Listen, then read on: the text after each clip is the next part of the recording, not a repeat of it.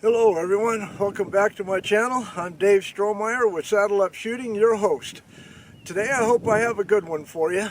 I did a community poll based upon my future loading endeavors, and you guys voted on this firearm, 6.5 Grendel, shooting the 100 grain Hornady ELD-VT.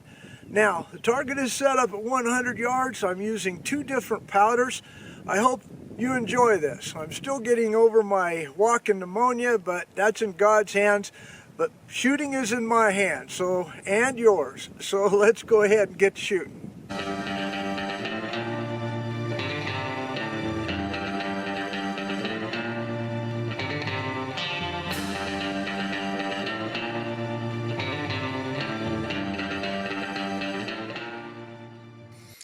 Okay, let's go over this bullet itself, the Hornady ELD-VT, which is a new generation of bullets that are designed for the newer cartridge concepts. As you can see here, here's a ELD-VT up against the ELD-M, and you can see it has quite a bit longer profile. And the reason for that is because of this cavity that exists right here that puts the lead base back toward the end, which is supposed to increase its aerodynamics and make it a more rapid expanding, truly good varmint bullet. But one of the things that you need to see is how deep that bullet seats into the powder column. So today when I go shooting, I'm a little bit hesitant because it's pretty easy to see that you can get a compacted load pretty fast.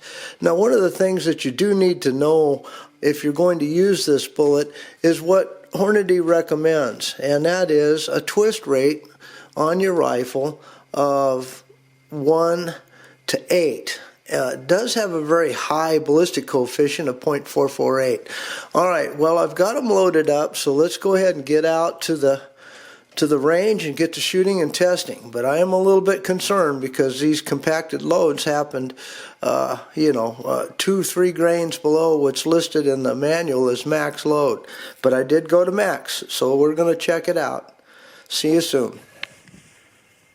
Okay, the 6.5 Grendel is rapidly becoming very, very popular back east, Midwest, and even out west because it can shoot a 120 grain bullet constructed for deer hunting very accurately and provide the lethality out to 300 yards. For lighter bullets, which I'm testing today, the 100 grain ELD-VT, it becomes kind of a crossover between a varmint cartridge and maybe a deer cartridge. But all I'm testing today is two different powders, CFE-223 and Firearms 2230. Now I want to speed up this video quite a bit because it seems like people don't watch any video over 8 minutes, it seems like. So I'm only going to show you the last 3 of each powder charge to kind of speed this up a little bit. But you all can do me a favor. There's 5 ways that you can help my channel and support me. Number 1 is to obviously leave a like, a good thumbs up, to subscribe to my channel, to leave a comment, if you will. But the other 2 ways is to watch the entire video all the way through. Don't skip ahead, because there is a metric with YouTube that says what the average duration of following a video is. And then the 5th, and probably the best way for those of you that want to really support my channel, is to go ahead and watch the stupid ads. Don't click through them or whatever. Hey, maybe one of them is the next greatest vitamin that'll extend your life to where you can become as old as Methuselah. So if you watch those or even click on them, I get paid by YouTube. It's only pennies, but it all does add up. Okay, so again, I'm going to go ahead and shoot now and bring you in for the last 3. First up, the CFE-223. Starting at 32 grains and going to the max charge of 33 grains. All right, set up the camera down there and get shooting. Okay, I'm not terribly disappointed with these ELD-VTs. So far, about 3/4 inch group, but I did get over 2,800 feet per second, which was my objective, was CFE-223.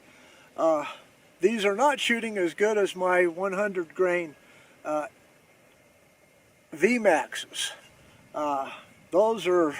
That's less than a half an inch on those, and I'm well over 2,800, almost 2,900 with those VMAXs. So it's kind of good to have both.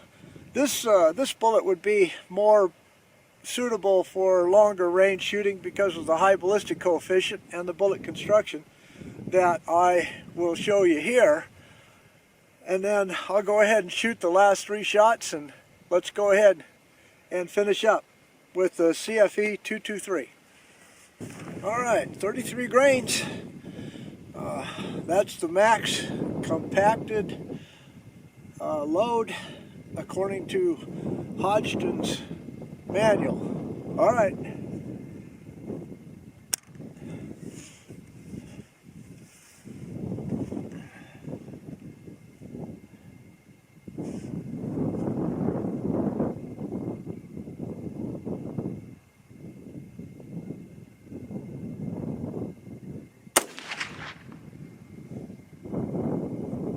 $27.92.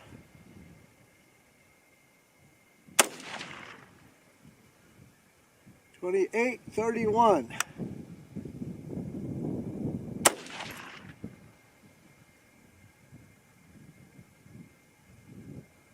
$28.50. Okay, so that's pretty good. Average 28.26. A high SD though of 30. Extreme spread 58. Alright, so next up will be Accurate Arms 2230. Reset up everything, get back to you. Okay, last 3 with the Accurate Arms 2230. Again, I'm going to max charge of 29.3 listed in Hodgdon's manual. So far I'm not too impressed.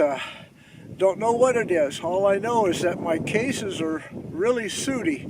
So these 2 powders are not getting a clean burn, and the first shot is always lower than the follow-up shots.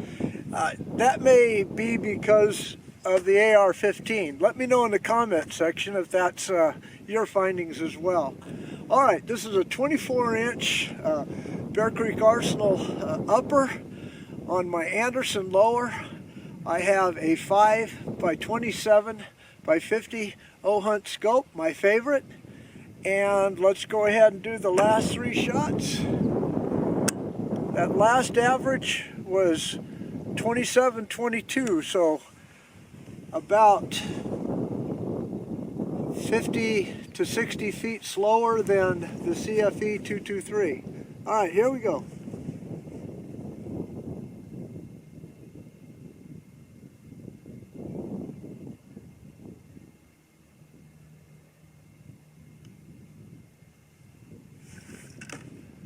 Helps if you load, right?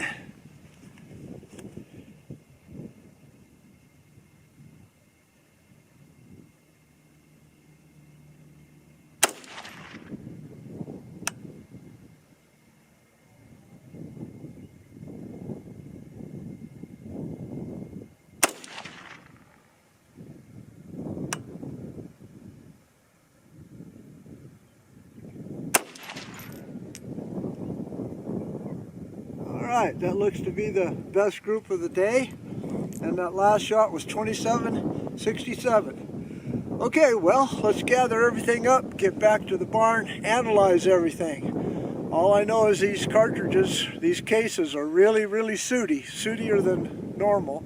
I am shooting with CCI 450 small rifle Magnum primers.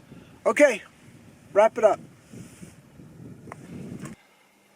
Okay, as the saying goes, some days you get the bull and other days you get the horn. Well, in this particular case, for the Grendel with the 100 grain Hornady ELD-VT shooting CFE-223, 32 grains, first 3, average of 2737, an SD of 7, extreme spread 14, and a 1-inch group.